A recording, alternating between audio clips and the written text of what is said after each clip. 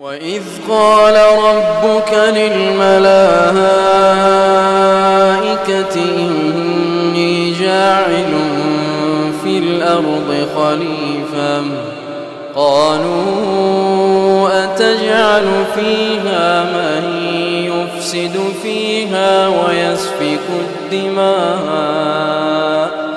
ونحن نسبح بحمدك ونقدس لك قال إني أعلم ما لا تعلمون